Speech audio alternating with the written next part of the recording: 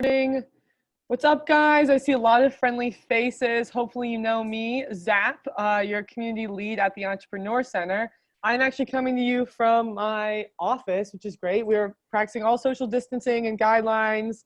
I feel super safe at the EC, but just so you know, we are open. Probably next month, we're going to start doing kind of hybrid events. So you can come in and sit 6 feet apart from each other, but also you could Zoom in as well.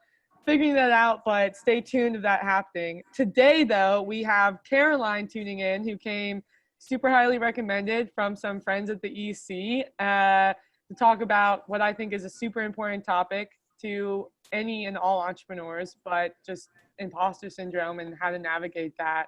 But the hardest part about being on Zoom is that we can't have the awesome EC round of applause, but if we can all like pretend for a second that there's just like this awesome applause. Yes, Caroline is here. We love it. Thank you, Caroline. Anyways, I will hand it off to you, Caroline. Awesome. Thank you, Zap. Like she said, my name is Caroline Crawford. I am a leadership coach out of Austin, Texas. My background is in positive psychology and emotional intelligence, and then clinical social work. So I'm also a therapist. We've got a lot of good stuff for y'all today. We're really going to dive into imposter syndrome, a little bit about how the brain works, what it is, why it happens, how do you name it and recognize it, how do you combat it, and then also how do you spot it in the people around you. So we can go ahead and get started. Let me share this screen. All right, can everybody see it? Thumbs up if you can see it. Awesome. So one thing I do ask is I'm going to have my chat box open. I know everyone's on mute, but if you have things that you want to chat, if you want to share something, I'm going to ask a bunch of questions. I'm going to look for you to chat. Please, please, please just share it in the chat box. That would be so helpful. So I think most of you have probably heard of imposter syndrome. It's something that we talk about often, especially starting new jobs or getting promotions. When we're in that space that we have to lead and people are looking at us for those answers and we're like, oh God, okay, here we go, I'm going, and this is the answer. And then you think to yourself, was that right? Am I right? Did I do it right?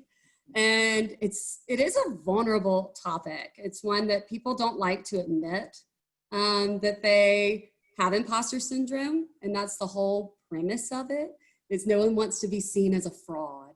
And so I was just saying to Zach, if any of you are just now logging in, that we have a lot of change and stress happening in the last few months. We have had COVID, where we changed everything virtual. Some of us have had to let some of our employees go, our furlough people. Some of us have changed jobs. Some of us are unemployed. Some of us are just first 6 months in our startup and we're like, what? Then we have the Black Lives Matter movement coming in and saying, hey, hello, this needs to happen. And we've had systematic racism for years. And all of a sudden, as leaders, we are supposed to step up and have the right things to say. And some of us are like, am I an ally? Am I being anti-racist? I don't know. Am I saying the right thing?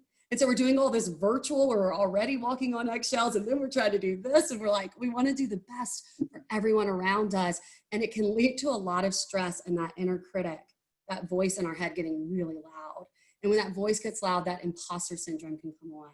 And so today we're going to just go ahead and dive in, and we're going to start with the why. So for me, I'm a theory nerd. I love theory. I could sit in theory all day long. Don't worry, I won't bore you with too much theory.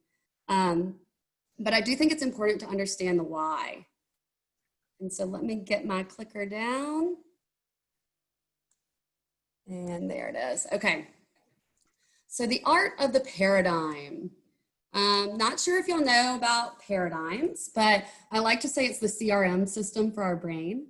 It's how we want to have models. It's how we process information. It's how we create stories. We're right there. Our brain is like, okay, we hear something. We imagine these things. We may see pictures, we may see words, we may hear lyrics of a song, but it comes to us really fast. So I thought we would start with understanding paradigms with my favorite topic, which is comfort food. If you know me, French fries, candy, pizza, cheeseburgers, biscuits, Love it all. Comfort food's my thing. So in the chat box, I want you just to write, when I said the word comfort food, what's the word that came up for you? What did you think of? Steak. Yes, Michael. French fries. Darcy, my girl, with ketchup. Hope so. Cake, potatoes, pizza, meatloaf, pizza, mac and cheese. Yes, cheesy grits, soup, hamburgers, fried. I love it. Constasis just said fried. Anything fried? Awesome. Apple pie. I think that might be kimchi, or I might be saying it wrong. Fried rice. Pizza. Okay, so we all know comfort food. It comes up for us. We maybe visualize it, we maybe tasted it. And then there's like feeling words and themes that come up with comfort food too. And those are things like family and friends. For me, when I think about comfort food, sometimes I think about definitely being in bed and I'm watching Netflix and I order food and sit and eat it all in bed alone and I'm like, this is comfort food. But sometimes I think about comfort food and I think about enjoying it with other people. Joy, I said sunshine on a cloudy day, like that feeling when I hear the word comfort food, I'm like, that's gonna bring me some happiness. Ooh, yes, Joe, chocolate chip cookies equals safety. If I eat a dozen, I'm very safe. I love that. I said delicious. I think most people are like, yeah, comfort food's gonna be delicious, everything you named. I also wrote unhealthy, because for me, I think if I'm gonna be like, I'm having comfort food, it feels like indulgence. I don't know about y'all, but I follow like one too many cheeseburger Instagram accounts. And I love just looking at them and being like, yes, this is my comfort. This is making me feel good. And then culture. Our culture plays a role in what our comfort food is that we think of, what we had growing up. I have friends whose comfort food is butter chicken and curry. I have friends whose comfort food is clam chowder. I'm like, neither one of those things would be comfort food to me. For me, biscuits with butter and honey, that's comfort food. But our paradigms is our experiences, and we want to have this immediate result to when we hear something, what we think of and what we hold true. And so we started with easy comfort food, and now we're going to move to entrepreneur. This is our group. This is who we are. And just FYI, about 4 months ago, I started my own business. So I'm right there with y'all in this entrepreneurial space. The day Austin started quarantining was the day I started my own business. Great. So, oh, thanks for the congrats. Okay, so when you hear the word entrepreneur, what comes up for you? Is it verbs, adjectives, nouns, innovation? Love that, Veronica. Risk-taking, risk, ideas, crazy. I feel that. Bravery. Managing risk, empowering, but lonely at times. Yes, okay, well, I'm pretty excited about my list. So I wrote bold. That's a word that came up for me. Risky came up for a lot of people. Motivated. I feel like you have to be ready to go if you're an entrepreneur. Like, let's make it happen. I find myself in my old job when I was in-house, at 5:30, I was like, I'm done, my brain is off. With this business I've started, I feel myself at 6 a.m. to 10 p.m. just still going. Super motivated. Solo on an island. Someone else wrote that. I feel like sometimes as entrepreneurs, we can feel very alone, especially if we're the leaders and maybe we have a couple of employees and we're trying to manage all of their expectations and we don't have that peer or that person that we can talk through. Independence, I love that. Ideas into action. A lot of you wrote ideas, I saw that. And wearing multiple hats. Raise your hand, I can't see you, all of you, but if you're there, raise your hand if you feel like you have to wear multiple hats as an entrepreneur. Yes, sometimes I'm HR, sometimes I'm the CTO, sometimes I'm like, oh my gosh, I don't have any idea what I'm doing, but I'm trying to manage this person. We're having to wear all these hats. We had to move virtual. We had to recognize what our DEI practices were and if they were good enough. There's just been a lot going on. And so we create these paradigms, this CRM system, and these paradigms are working so fast that half the time we don't even know our brain is doing this. So we are defining and creating a story out of the things that we see and hear. And that's really important. So we're creating narratives. We're storytellers as humans. Most of you know this, but that's how our brain works. So as we have these narratives can become fixed in our brains. Many of you may know Dr. Carol Dweck's research on growth mindset versus fixed mindset. It is one of my favorite theories to think about. Fixed mindset is this idea that whatever qualities you have are innate and they are unmoving and stagnant. So if you are smart, hooray, you're smart, great. You either have it or you don't. And a growth mindset says, hey, no, I'm hardworking and I'm learning and I'm gonna get smarter because I can teach myself to grow in that area. But what happens is we start to get fixed mindsets about our qualities, about who we are. And those paradigms, as we're pulling information in, is giving us evidence for that, which, as you can imagine, is going to lead to imposter syndrome. And so what is the story that you are telling yourself? What are the labels that you're carrying around? Have they become fixed mindsets? And I'll give you all a story so you can think about this. I grew up with a sister named Elizabeth, and Elizabeth was brilliant, y'all. I'm telling you, she was the one who was always in the books. Just so you know, she was head of her class at Duke and then head of her class at UVA. She is just one of those people who won every award in AP classes. She was smart.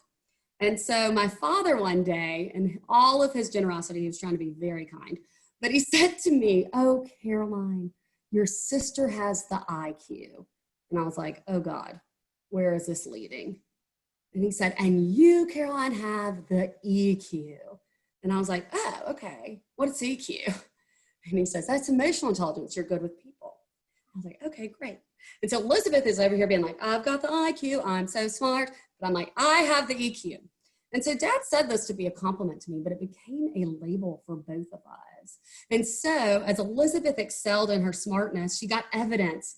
Look at these awards I'm winning. I am brilliant. When I was invited to the slumber parties and head of SGA, I was like, look at me, I'm so social. But then when I didn't get invited to a party, I was devastated. I was like, wait, no, this is me. I'm a great communicator. I'm great at with people. Why would I not get invited? And when Elizabeth made a C on a test, I'll never forget this day, y'all. She came home and she locked herself in her room. She cried her eyes out. She was like, I am a failure, period. Because she had defined herself on a label. And so someone with a fixed mindset would say, I'm a failure. But if you have a growth mindset, you would say, well, I didn't do so great. I haven't done well yet. Let me keep growing and let me keep trying. And you may be wondering right now, okay, cool, Caroline, what does this have to do with imposter syndrome? Well, if imposter syndrome is about feeling like you are a fraud or feeling like you aren't good enough, you're not achieving enough, it probably stems from a fixed mindset that you have, because either you're good at it or you're not. One of my favorite things to think about with Carol Dweck's research was how people understood feedback. When I say the word feedback, what does y'all's paradigms come up? What words come up for you? What emotions?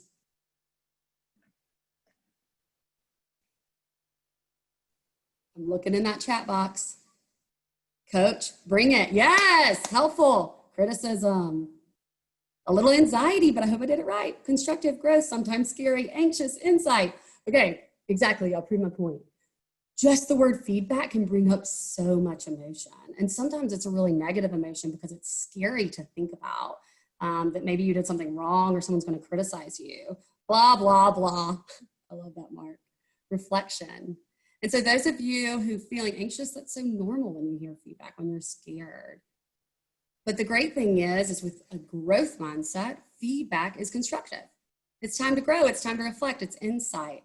But someone with a fixed mindset is feedback. It means that I am a personal failure. I have done wrong. If I have any feedback, it's terrible. And so I want you to think about right now, are there any labels or fixed mindsets that you might be carrying around about yourself? Things that you're like, I have to be inherently good at this thing, or maybe a coach or a teacher or a parent said that when you were young, oh, you are a natural born leader, or you're a natural entrepreneur. And some of us were like, yes, yes, yes. And now look at me go. I am doing all these things. But then in that moment where you start comparing yourself to someone else or a different organization, and you're like, wait, am I actually a natural entrepreneur? Am I actually a risk taker? So we create these narratives from our paradigms. We sometimes get fixed mindsets, and ta-da, those fixed mindsets can lead to imposter syndrome. And you may also hear me call it the inner critic. And what I'm talking about is that voice inside your head that you would never say to a best friend. So I can see Joe. So Joe, I'm going to pick on you for a minute. But Joe, if you and I are best friends and you have had a just terrible day, one of your employees decided they were leaving and you were doing an exit interview and they're like, yep, the culture's horrible, my goals are horrible, my manager was horrible, this is all really bad. And you're the leader. You would start to what? What would you be thinking? Sweat. I would sweat a little bit. Yeah, I mean, sweat a little bit. Not good feedback, yeah. It's not good. You'd be like, oh my gosh. And you may say to yourself like, oh, I'm such an idiot. I should have noticed this thing. Or how did I not understand this? Or like, come on, get it together. Or like, maybe you shouldn't even be an entrepreneur. Or like, you shouldn't even have opened a business. And sometimes we get all the way down to our own worthiness where it's like, am I even good at what I do? Who even am I? And so if I was your best friend, Joe, and I looked at you and I was like, you're unworthy. You're no good. It makes sense. You probably should quit right now. Do you think I would still be your best friend? No. That's a good question. I mean, I appreciate that in a best friend. I don't know. I mean, I think for me, a lot of that is like, oh, I should have planned harder, like I should have prepared better. And what you're speaking to, Joe, is that you already have a growth mindset. You're already looking for that solution focused. And most entrepreneurs are extremely solution focused. They are someone who's going to say, yes, give me a challenge. Give me that fire. I'm going to put it out. I'm going to make it work. I'm going to figure out these puzzle pieces. But what happens is high achieving individuals marked by an inability to internalize their accomplishment and persistent fear of being exposed as a fraud is what imposter syndrome is. Does that sound familiar to anyone? Do you feel exposed? And I will say that a lot of times we don't actually want to admit that we feel imposter syndrome. We want to be able to say, oh no, we got this. I have a growth mindset. I would never have a fixed mindset about this. My inner critic is so nice and generous. I've been practicing yoga. I got this. Mindfulness, man. But the problem is when we get really stressed, which is what we've been in for the last 3 months, is just high stress, high grief, lots of new challenges, different types of turnover, furlough, different types of recruitment and retaining employees, different ways of looking at our DEI with a real lens, with a light shine bright on it. And we may not have all of the answers.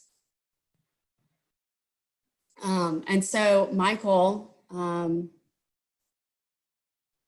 yes, I'll get there. So we may not have all of the answers. And when we don't have all the answers, we might start to be like, oh my gosh, am I even doing what I should be doing? And you can see on this, imposter syndrome affects women more than it affects men. It affects more high achievers. I know I'm a high achiever. I can own that about myself. I'm like, Caroline, you better get this. You better go. And then that imposter syndrome creeps in and I won't even let anyone know that it's there because I'm like, nope, I have it all together. I can handle this. And then there's a fear of failure or crippling perfectionism. And it's really interesting because Carol Dweck, the woman who studied growth mindset versus fixed mindset, she also did a really interesting study where she watched boys and girls growing up. And boys were hearing one word over and over and over again. And the word was brave. And if you hear the word brave, it connotates making failures and trying again. It's falling off the monkey bars, but getting back up on the monkey bars. It's having courage. It's taking risk. And the word for girls was perfect. And once you mess up once, you are no longer perfect. That's it. That's what that word means. Where brave gives you all this flexibility and fluidity, perfection is stagnant. And so you can imagine when you have high achievers who want something that is perfect, one failure can lead to a very loud inner critic. And so I want you to think about that there are all of these voices in our heads. The inner critic is there. And some of the inner critic does come from our youth, like I shared that story. And some of our inner critic comes from past experiences, past jobs. What have we internalized and kept? And I think it's really important to also recognize that the inability to internalize accomplishments. So our brains have a negative propensity, period. We are looking for problems. We are looking for the negative. And so if we're constantly looking for the negative, we internalize when we get bad feedback. We internalize our challenges. However, when we do something great, we rarely internalize it. And so the evidence of the next time we fail are all our other failures instead of all of our other accomplishments. And those voices can be really loud. And so we're going to dive into some tools that we can use. But first, I want to make sure that we see why in the world, though, does this take such a strong hold professionally, especially in the Western world? Why is imposter syndrome just so prevalent? And it makes sense, especially for these three reasons. First, you were told you are the best. Maybe you had a parent, maybe you had a coach, maybe you had a teacher who's just like, well, you're just the absolute best. And you see it in our society all the time where you have little league soccer teams and they're put, and every single person gets a trophy because everyone's the best. But it's not actually the truth, right? We may all be the best in our own ways because we have unique strengths, but we also have unique challenges. And I am not the best at soccer. Did I play? I sure did. Was I terrible? Yes. But did a lot of people say I was great? They did. And I'm like, why? I could barely run for 40 minutes straight. I was just huffing and puffing at the end, and I got yellow carded every time because I just started throwing bows. So you were told you were the best. So I want you to think about the different mentors and people in your life and what kind of compliments, what kind of feedback were they giving you as a child? Dr. Carol Dweck, who we've been talking about, says that sharing with the compliments like you're so smart and you're so pretty actually can have a negative effect. There's nowhere left to grow. Like I said, my sister said, well, I'm smart, but if I made a C, am I not smart anymore? And when you have those types of thoughts, it lays fertile ground for imposter syndrome.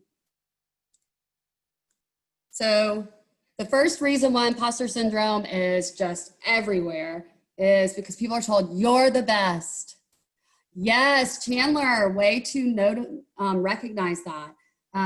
In my growth mindset workshop that I do, I talk a lot about the difference between verbs and nouns. I am a leader. Do your best. Yes, Joe. Instead of saying, I am the best, do your best. It gives you the opportunity to keep working towards that. All right, the next reason. First one was, you're the best, you're the best. Everybody hears that. The next is, you are a circle, not a square.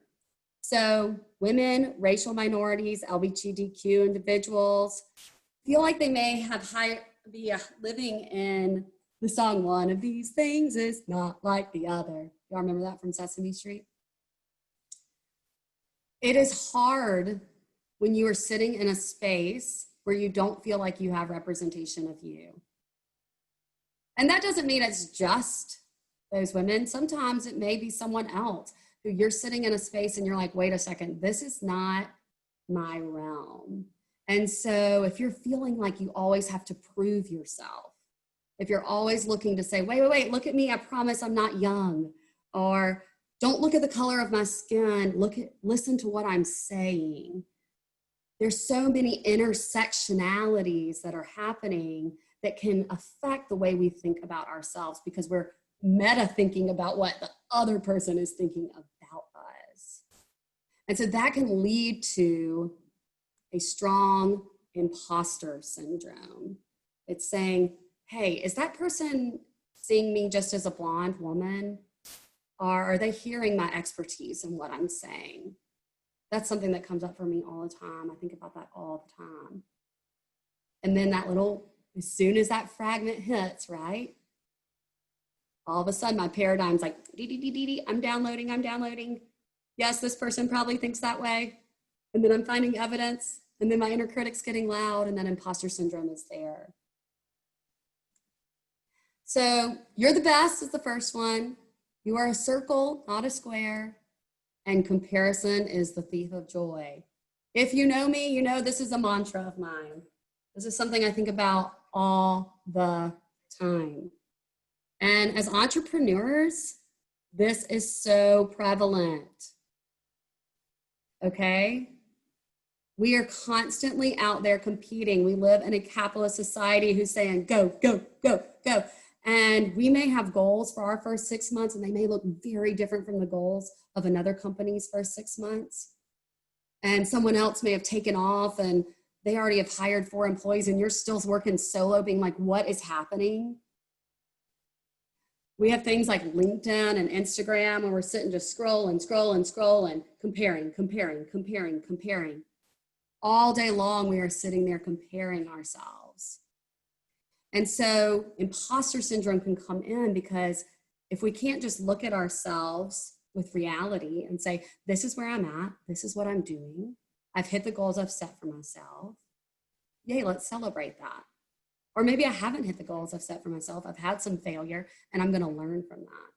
But instead we look at other companies and other businesses and say, should I be doing as well as them? Or maybe I'm doing better than them.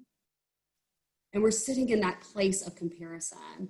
And it truly, I think about it like a thief in the night, like coming to get you.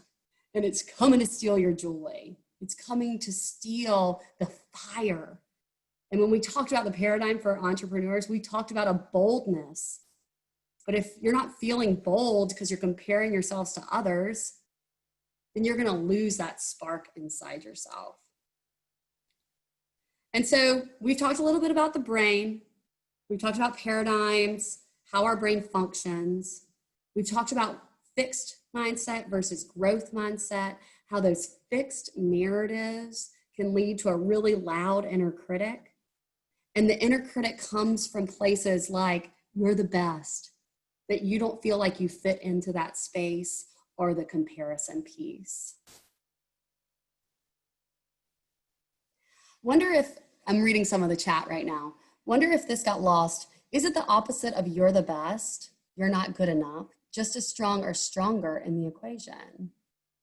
So are you asking to say you're not good enough is stronger in your brain instead of saying you're the best? I'm just trying to better understand the question, Michael. No, others telling you that. Oh yes, 100% Michael. That comes back to that fixed mindset and those labels, right? Where if someone has told you over and over again, you're not good enough and you've internalized that, that becomes a fixed narrative for you. Where you're saying, I'm not worthy, I'm not good enough. Can I actually do this? And then every failure, you're like, see, they were right. And even when you have those accomplishments, that other voice is louder. And so, yeah, it is very hard to combat those labels, whether someone's saying, yeah, you're the absolute best, or they're saying you're not good enough. And that's actually the perfect segue into reality testing. So a big piece of understanding imposter syndrome is reality testing. Reality testing is one of the domains in emotional intelligence. People with high emotional intelligence really understand the reality of the situation. And so what we don't want As you can see, imposter syndrome is where they have the tiny blue, what I think I can do versus what I can do. So they're not thinking all the stuff that they can do. And then there's overconfidence. And sometimes people go the opposite direction. What I can do versus what I think I can do. And they think that they can do everything. I bet a lot of you can think about people that you've worked with in the past. They may have a hard time delegating because they just think that they can handle it all. They've got it all. And you're like, wait a second, you've got a lot to learn. And then the reality is, we see again, imposter syndrome, what I know, what I think other people know. And really those bubbles are similar, what you know and what others know. Now, it doesn't mean that there aren't experts out there and there aren't people who know a lot more than you, but there are also people who know a lot less than you. And so recognizing yourself that you've stepped into this entrepreneurial world for a reason, because you have knowledge, because you have education, because you have background, and that you are capable, just as capable as the next person that you may be comparing yourself to. And so now that we've done a little reality testing, we have to recognize what we know and what other people know probably is pretty similar, though we may specialize in different areas, of course. The best way to combat imposter syndrome is to recognize it, name it, and rewrite your story, okay? Now, we talked about recognizing it earlier because most of us are like, oh no, what? I'm the CEO and founder of a business. I got this. And then maybe in the shower, you're like, oh shit, I don't got this. Oh, sorry, Zap, I cursed. And you're like, I don't got this. And so you have to say, no, it's okay. It is okay. I can recognize that I'm experiencing this probably because of some stress in my life. And you're going to recognize it and then you're going to name it. Oh, this is imposter syndrome. Caroline taught me about this. I know what's happening in my brain right now. I got to look at these fixed narratives and get rid of them. And you're going to rewrite that story. So to recognize and name it, we first have to understand what are the different imposters. And so most relevant research says that there are about 5 types of imposters. And we'll start with the genius. That is me. That's the one that I definitely, that comes out in me when I'm in times of stress or frustration. And the genius thinks that if you have to work hard for it, then you're an imposter. Think about people in your life. Is there anyone in your life, or maybe you, who's just like, I should just know this. It's embarrassing that I don't just know this. I got this. Or I'm just going to start spewing made up stuff to feel like I know this. Because if I have to work hard for it, then like I'm a fraud. Because I've been told my whole life that I got this, that I'm an innate leader. So that's the genius. Next, we have the expert. The expert believes that they have to know everything before they act. So if y'all ever taken any types of strengths finder, one of my strengths is activator. So you can imagine the expert drives me crazy. They're trying to take in every piece of information. And you know these people. And you're like really thankful for them a lot of times because they are the ones who are going to do all the data. They're going to have the qualitative. They're going to have the quantitative. They're going to know exactly what your strategic vision should be because of this literature review that they did. But they are so slow to act. So that's the expert. And then we have the soloist. I had a CEO who was a soloist and thinks frauds would seek and accept help from others. And this CEO, it was so hard to work with them. They did not delegate anything. They would come in sometimes and micromanage, but they would never ask for help, never collaborate.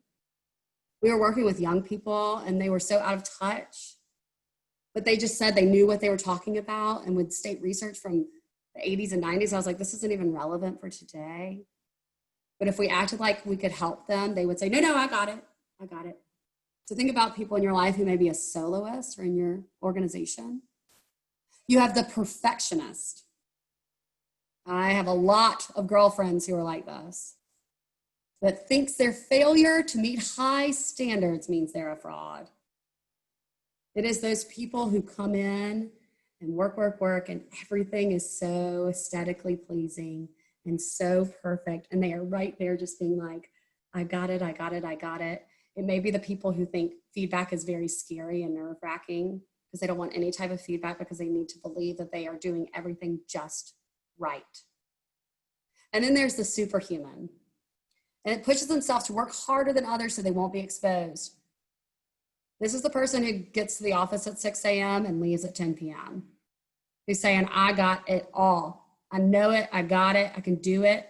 It makes me think of, there was a commercial a few years ago that was very problematic, but it was this woman and she was a career woman, and then she came home and she like had the children going and she was like opening dinner and she was doing the laundry, and she literally looked like a magician, like owning all these things. And it was like, she was a superhuman. And I was like, this is unrealistic expectations. No. So I want y'all right now, and this is where you're going to get a little vulnerable for a second, because I know a lot of you know each other, but I want you to think about right now your most stressed out moment, a moment that was a huge challenge for you, whether that was in the last few months, whether that was in the last few years. What type of imposter comes out in you the most? And it doesn't mean that you're living with it every day, but which one of these speaks to you the most? So for me, like I said, the genius, I feel like I have to know it. And if I work hard or somebody sees me working hard, that I'm like, no, I already knew all that. Yeah, the superhuman, the perfectionist, the expert, superhuman, expert, yes. The genius, hello, Jordan, welcome. Perfectionist, superhuman, expert. Oh, Taylor, I love that, secondary expert. Yes, sometimes a lot of these things come out. I know for me in high school and college, that perfectionist was really more prevalent, and now that other one is more prevalent. Superhuman, perfectionist, yes. And so when you can name that, when you're in a challenge and say, oh my gosh, I'm being such a soloist right now, like I've got to collaborate. It doesn't mean I'm a fraud. I don't know what I'm doing. And I think about it right now with practices and creating culture around DEI in our companies. And so many companies want to do good. They have the intention to do good, but they don't fully understand their impact. And so you have soloist leaders who are like, no, I have a DEI committee. We're doing biasy workshops. But what does your leadership look like? What do your managers look like? Well, who's on your board? And the soloist is saying, no, look, I got it all. I don't need to ask for help.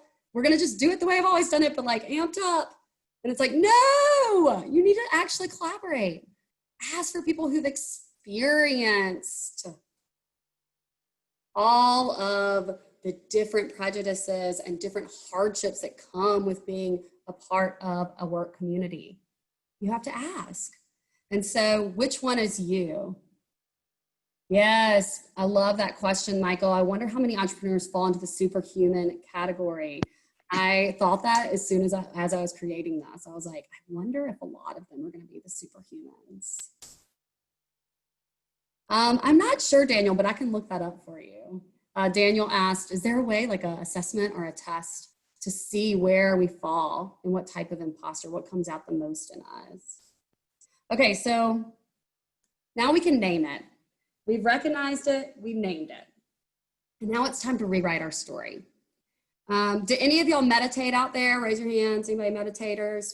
Maybe prayers, maybe yoga. You know, Joe said he does Pilates. I wish I could raise my hand for any of these things. I don't do any of them, I wish I did. God. Okay, just like meditation, it's a practice, right? So if you're sitting and you're trying to meditate and you have all these thoughts coming in your head, you have to be like, okay, they are just thoughts, let them go, be back, practice. Clear it. I'm not gonna have a judgment about that thought, I'm just gonna let it clear.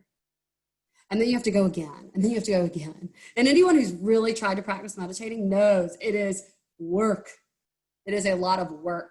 And so rewriting your story when you're experiencing imposter syndrome is also a lot of work, but we can do it.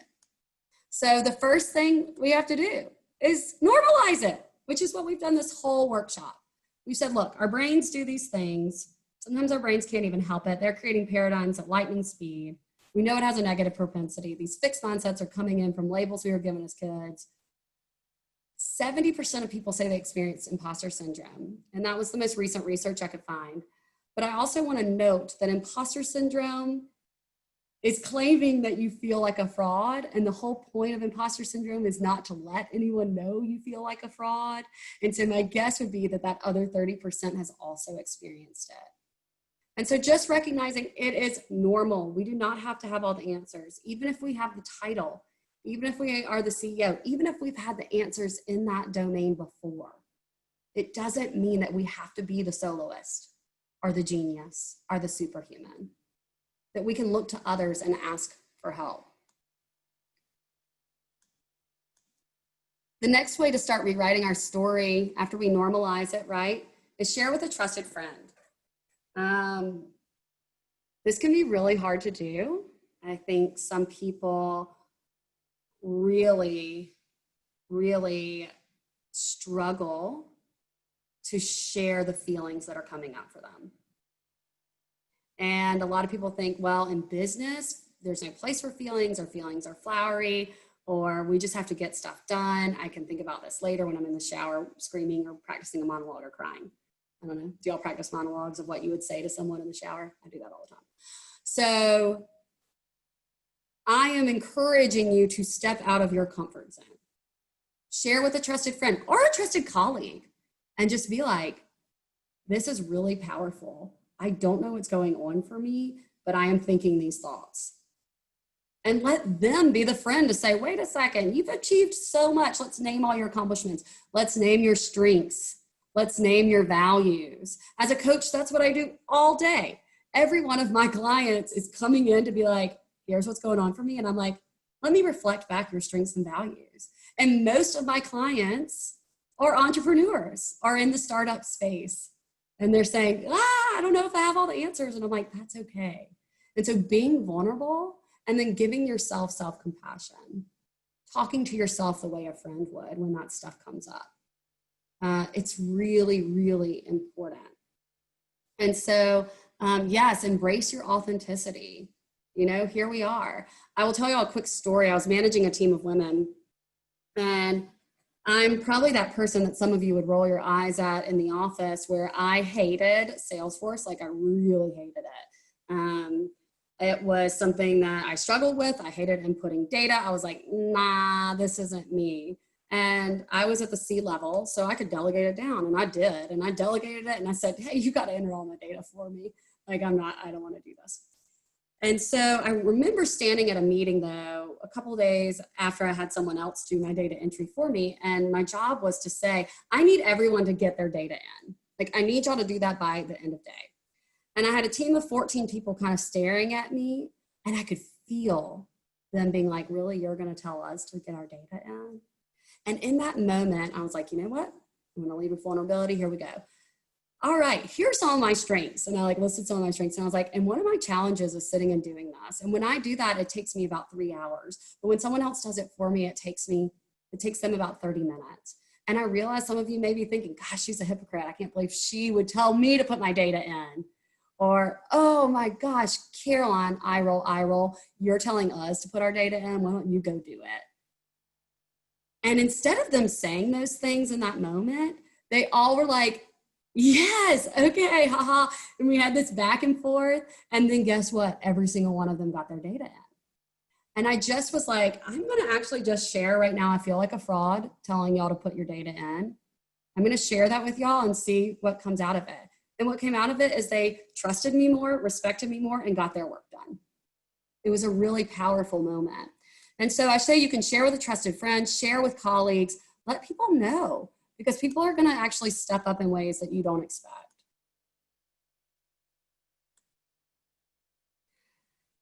Expect failure. We have to rewrite failure. We got to seek out feedback. A lot of you actually already said, I love feedback. It's insightful. It's a reflection. That's amazing if you truly think that. I think that's how I say it. And then probably in my brain, I'm actually like, oh, don't give me feedback. I don't want any feedback. Or I'm going to fixate on it because I'm a little bit of a perfectionist. Back in the shower, writing the monologue of what I would say back to the feedback. Even though on the outside, I'm always like, oh, feedback is beautiful. We're redefining it. Embrace failure.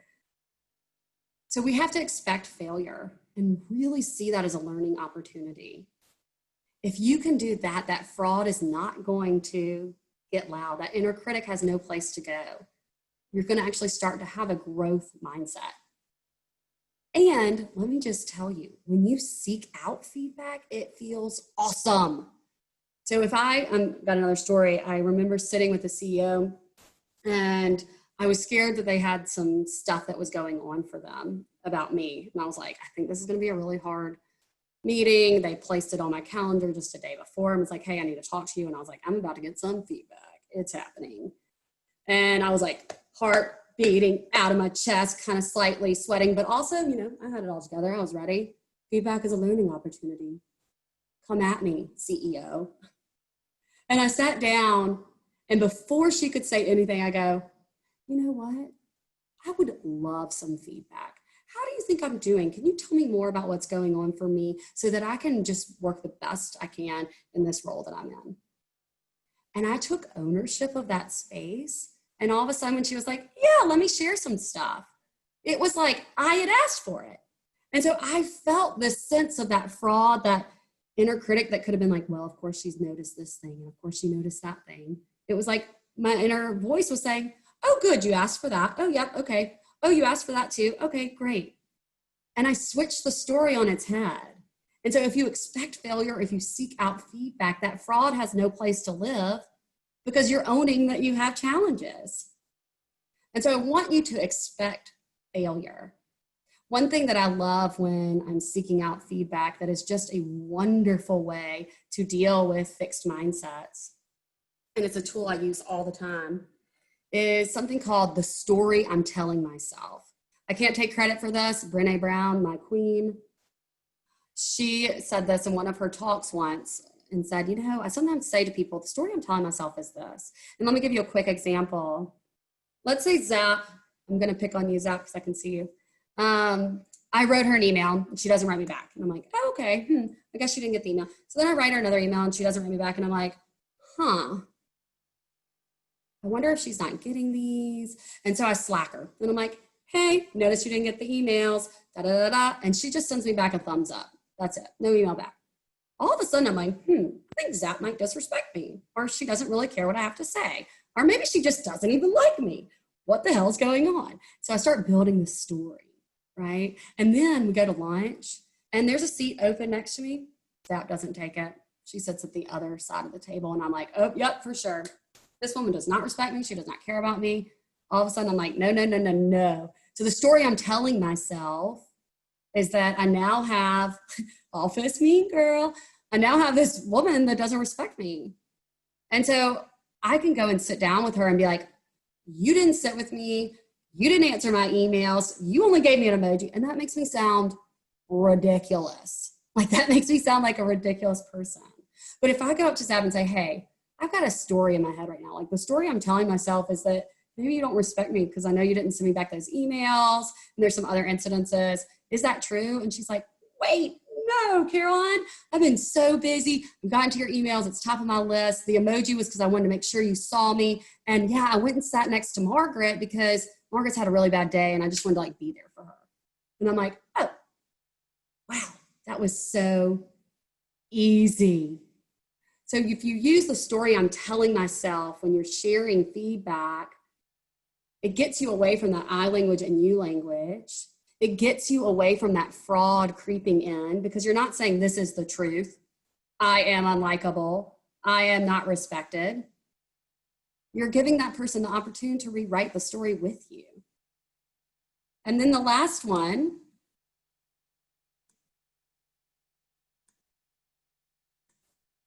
is find a mentor. I think probably every entrepreneur has heard this. I think most people in the business world are like, yeah, got it. I just think this is really valuable. And sometimes it feels silly to call someone up and be like, I think what you're doing is really cool. Will you be my mentor? But I encourage you just to actually ask that question. I asked a woman to be my mentor just the other day, and we had a call yesterday. And I was telling her, you know, I'm 4 months into my new business. I'm nowhere where I thought I was going to be. I have all these amazing individual clients, but I'm looking for more business clients. And this is what I want. This is what I think. And I'm just sharing all this stuff. And she was like, oh, Caroline. And this woman, I mean, she is a badass. Like, she is very good at her job. She was like, Caroline, it took me 2 years to get as many people signed up as I wanted. 2 years. And in that moment, something happened that just dissipated in my brain where I was like, oh, yeah, rationally, I know that. Rationally, we all know what it takes to be an entrepreneur, what it takes to just get in and do the work. But that irrational inner critic comes up. And so having a mentor who can share in their humanity and their shared mistakes can be really powerful for getting rid of imposter syndrome. And so we talked a little bit about the brain, how it works, why we get fixed mindsets. We talked about that inner critic and the imposter syndrome, what imposter syndrome is, why it happens, how to have reality testing. We talked about rewriting our story, that it's normal to share with a friend, to expect failure, look for feedback, find a mentor. And so finally, I love this quote. It's kind of cheesy, but I'm kind of cheesy. So becoming a leader is becoming yourself. If you can own what you are thinking and what you are doing and not have a pretense of, I am the boss, I am the leader, I am the manager, I'm the CEO, I have to have everything just right. And you just say, hey, y'all, listen, I realize I'm the CEO, but right now this is hard. Can y'all help me? I want to hear your voices. Or even if you don't want to hear their voices and you just say, I'm struggling to find a solution right now, but I'm working on it and I'll get back to y'all in 24 hours. Like, awesome. Share what you're thinking, be yourself, and people are going to respect that. The last thing I want to share before questions is just remember to lead from where you stand. And so I think probably some of you are like, yeah, I recognize imposter syndrome for me 10 years ago. This is something I've already been working on. I'm fine, Caroline. I already knew all this stuff. I got it. I'm the genius. Okay. And so if that's who you are during this whole presentation, then I encourage you to look out for your team, especially during COVID and being virtual. It is so hard without body language and interactions to really see where people are at. And imposter syndrome is running rampant right now. It just is, because people are stressed out and frustrated and in this mundane space and trying to get things done and pretending like they're extra techie even if they're not. And so if you have a teammate who's always questioning themselves or their work, who's highly perfectionistic, who cannot take feedback and gets defensive easily, you know, those people who get really defensive easily, or maybe needs constant validation, they may have a case of imposter syndrome, and it's time to check in. And so if you're a true leader and you maybe already recognize your own imposter syndrome, then I encourage you to reach out to those people that you work with. Ask them how they're doing. Be vulnerable.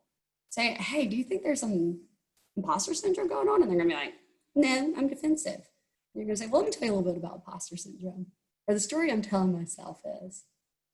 And that you can then step in and lead from that space. So even if you don't have manager in the title or director or CEO in your title, you can lead from where you stand by recognizing these signs and helping people achieve their greatest, to show off their strengths, to lead with their values, to get rid of that inner critic. You can do that. So I wanted to make sure I created a space. We've got 5 minutes, which means I was right on time. Very impressive for me. I tend to go over. But I just want to know if y'all have any questions or thoughts, things that have come up for you. Now is the time that I'd love to answer them. So if you want to throw a question in the chat box, I think I might have missed a couple of questions. I'll answer those. So I see one from Veronica's. How can you write a specific imposter syndrome like an expert, especially being slow to act? Yes, I love that, Veronica. Again, it is a practice. And so when you are sitting in that space and you're like, whoa, I'm being really slow to act right now, you have to recognize it, and then you have to name it and say, ooh, I can feel my expert coming out. And then I would go to that mentor, to that friend and say, listen, I think I know what I need to do. I'm still doing all this research. What do you think? And have someone like Zach be like, girl, you got it.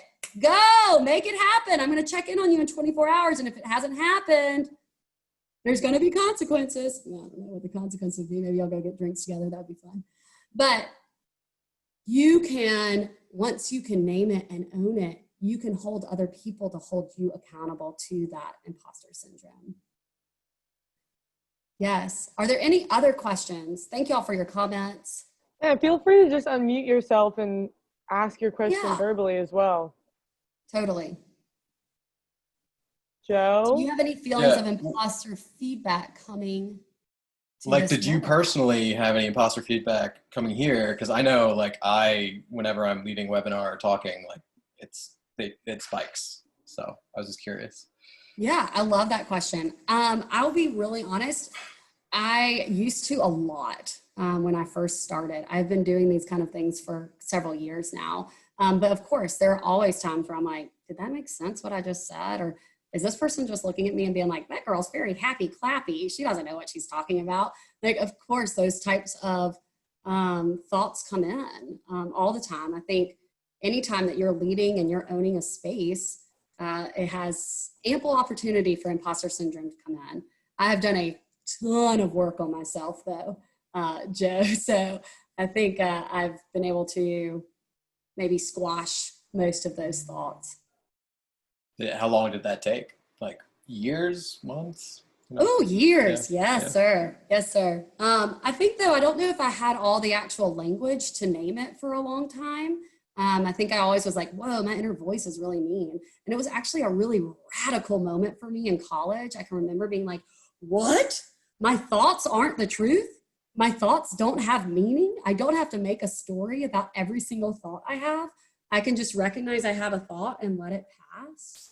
That was a radical moment for me. And it's when I really dug deep into growth and fixed mindset, self-compassion theory, narrative theory, and how those things play out in our brains. How do we build a habit of checking in on our imposters? I feel like it kicks in is really hard to reflect upon. You're so right. And sometimes it's kind of like stress where you just are going to have to be in it and you can't reflect upon it until you're out.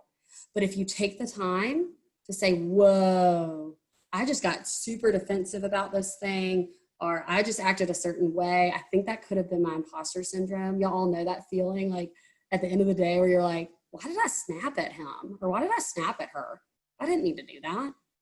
And then if you can sit there and name it, then the next time that starts to come up, your brain, you're creating a paradigm to name imposter syndrome.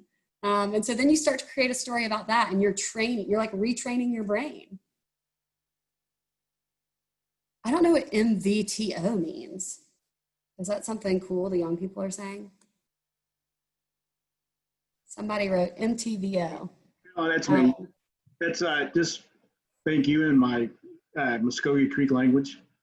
Amazing. What is the actual word? Is it actual words or is it always the acronym? But that's the way it's spelled. And that's, okay. Yeah, so I just want to say thank you. That's why I would say it, top on my elders always say Mado. So.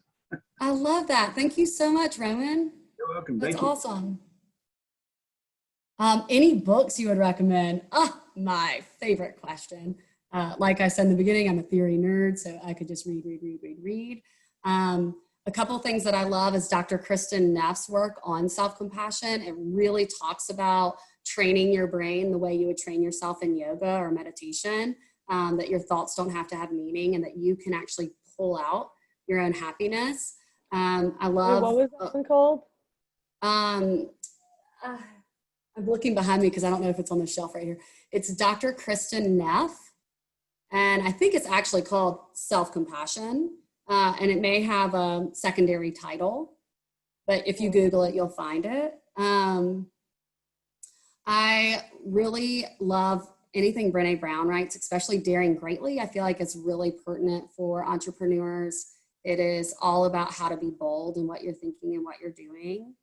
And then of course I could get really thick in theory and maybe I'll send just a whole list over to Zap just around positive psychology and emotional intelligence and how that actually plays a vital role in building business culture and a vital role in how you lead others and influence others.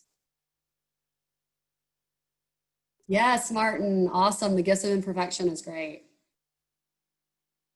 Oh, and they have copies. Hit me up. Awesome. They're sitting right behind me, actually. Yes. Are there any other questions or thoughts? Again, unmute yourself if you want. Okay, well, I just wanted to make sure y'all know, again, my name's Caroline Crawford. I started my business, Caroline Crawford Consulting. I've been coaching and consulting in-house for 5 years with the Girls Empowerment Network. And before that, I worked directly under a CEO in a for-profit company. I work a lot with startups, VPs, CEOs on how to increase their leadership skills, especially around emotional intelligence and positive psychology. So really creating missions, values, their why, understanding conflict resolution, confident communication, how to have a growth mindset and how you do business. And then of course, professional development, wellness workshops like these, and corporate retreats. Awesome. Curious Well, if you can speak about. Oh, sorry. Oh, there was one more question, Zach. Go for it. Not when you're front and center. Oh, yes. So having imposter syndrome in quiet times. Yeah. I mean, sometimes that is the hardest for us, is when that voice is so loud and you're falling asleep at night and you're replaying your day, and all of a sudden that imposter syndrome just gets really loud. Some of the things that positive psychology says to do to get out of your head is to journal. If you're a journaler, it's to go on a walk. It's actually to move your body. For me, I go through a couple of vinyasas, like in my PJs next to my bed, if I like can't get out of my own head. And then it's, how do you find the strength and bravery to share that with a friend and let someone tell you how they see you? And it's all about how you see yourself, of course, but sometimes we need a nudge. And we're over by 3 minutes. I'm recognizing that. Zach. No worries. Well, we will wrap up. Thank you so much, Caroline. I am going to actually stop this recording